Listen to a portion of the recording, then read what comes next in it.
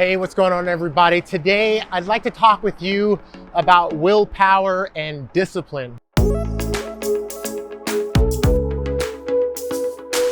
Because I've been on this path of yoga, meditation, and working on myself and improving as best I can with the grace of God. But what's always been there for me is a real sincerity to my spiritual practice, to developing myself, to growing, to learning, and going through the things that can be uncomfortable, all knowing that there is something better for me.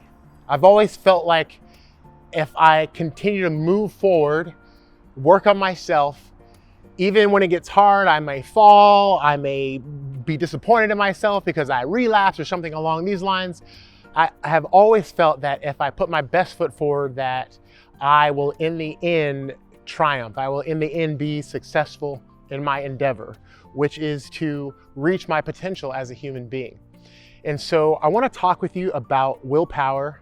I want to talk to you about discipline, because for myself, I've been on the path of yoga meditation since about 2012, somewhere in there.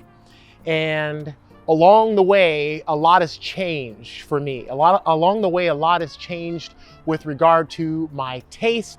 A lot has changed with regard to the things that I do, the people I surround myself with. And a big part of this journey has been stopping, removing, surrendering old habits and patterns from my past that weren't healthy, that weren't good for me. And that whole process has not been easy.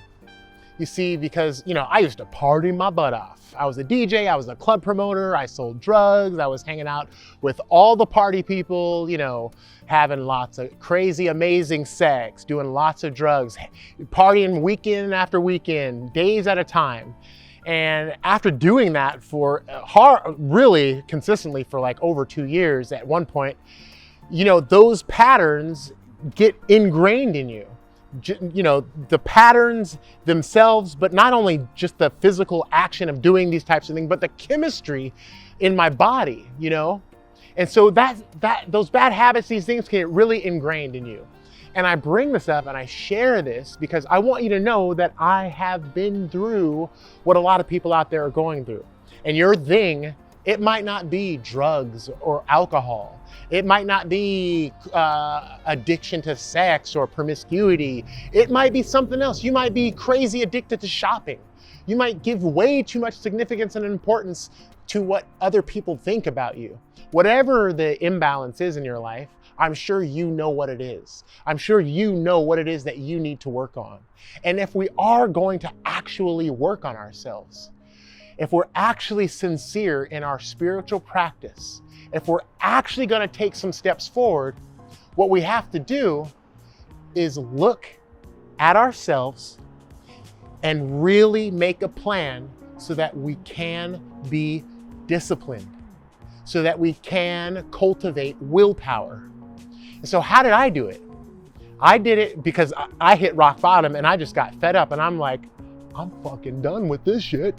I'm done waking up dehydrated, whacked out of my mind, crusty lips, cotton mouth, dry mouth, dehydrated, sick, throwing up, hungover. I'm done with all this. I'm done with all these crazy one-night stands and hiding the fact that I've had herpes and all the shame that goes along with that.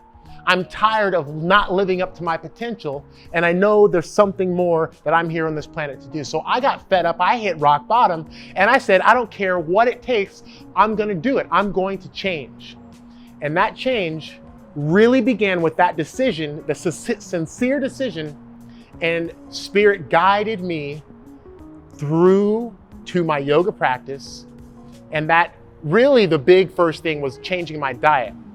I changed my diet. I started to see that if I made some new choices with regard to what I put into my temple, that I have a direct effect on my reality. And when I did that, I'm like, whoa, I'm a completely new person now. I have this new vehicle, a new way of thinking. Just by changing what I'm eating, off the processed foods, off the fast foods, off of all the nasty stuff, Just by that, we don't even really have to talk about yoga or meditation. Just at that point, changing my diet, naturally, I was pulled towards yoga and meditation.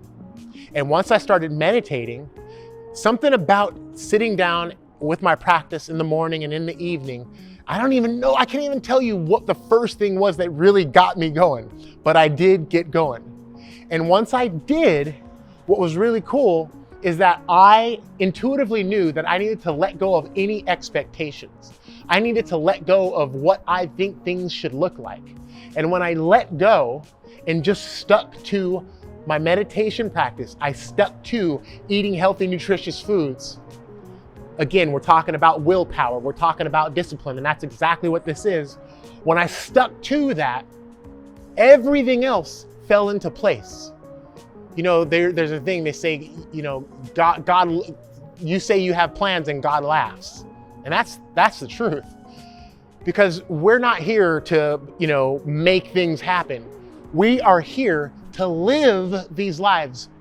And how we live these lives is by allowing the divine to work through us, to allow spirit to move us. But if we are so distracted and addicted to what our mind tells us we have to do, if we are so under the spell of what our mind is telling us to do by way of our patterns of the past and the worrying about the future, then we are not being successful at allowing spirit to move through us. So what do we do to allow spirit to move through us? And as such, live the spiritual life, reach our potential. We have to garner, we have to cultivate that discipline and willpower. I'm telling you this, I'm sharing this with you because I did it. I'm doing it. I want you to know it's not easy. It's really hard, actually. You know, I've been sober for years. I've been celibate for years. Maybe celibacy is not for everybody. It certainly isn't. But what I'm telling you, what I'm sharing with you is that I've done it, I'm doing it, and I know you can too. Do you have the discipline? Do you have the willpower? Are you sincere? Do you understand that everything in this world is disappearing? It's impermanent. Nothing lasts, and that is the nature of duality. That is the nature of taking form as a human being and living your life. So nothing out there is going to give you long-lasting, true happiness forever. Nothing. Not having a family, not having a wife, not having a husband, not having a high-paying job, not having the nice car, having a big house, having lots of friends, becoming a celebrity. Nothing this world offers us can give us what we're really looking for. And what we're really looking for, we already have it. It's already here. But we have to get off of the slow drip of the mind. We have to get from behind the mind and start to observe our life from the seat of the soul, from where you really are way back here, peering down into this reality, peering out through these eyes. And in front of you is that mind, and it is running your life. And for a lot of people, it's not running it, it's ruining your life. Discipline, willpower. You've got to get some clarity about what your new life is going to look like. You've got to get some clarity about who and what you are stepping into, leaving the past behind you, trusting that spirit has a plan for you, trusting that you have everything that you already need inside of you. That journey begins with your commitment to your meditation practice. I know people say it's hard, I don't want to sit, I got time, I got kids, I got to do all this. What's really important? If you see and understand that you're dying right now, every day you wake up in the morning, it's one less day you have here on this planet. You have to find the timeless while you have time, and time is running out. What are you going to do? I believe in you. I know you can do it. So take that first step. Commit to your meditation practice. Find something that works for you and stick to it. Start to plan to let some things go around your diet and the health of your body so that you can create a new temple to allow new thoughts, to allow new ideas, to now allow new influences to come into your life. You literally live inside of an electromagnetic biochemical machine that through your choices dictates how receptive you are to spirit. So if you feel what is being shared, if the hair on the back of your neck is standing up right now, take that as a sign. Take that as an invitation to begin right now, to take the first step right now and embark on your journey of your authentic, sincere spiritual path and take ownership, take responsibility for your life. Understand and know that your decision to clean up this body, clean up this temple, to sit in meditation every day, just the sincere, dedicated, and disciplined life to go that route, you're going to be supported. And you are always supported. But the more effort, the more energy that you put forth, the more you're supported. All right, brothers and sisters, willpower, discipline, you got this. My name is Michael Fireborn. I'm right here with you. May all beings everywhere find time every day for yoga meditation. May all beings everywhere treat one another with love and respect. Peace.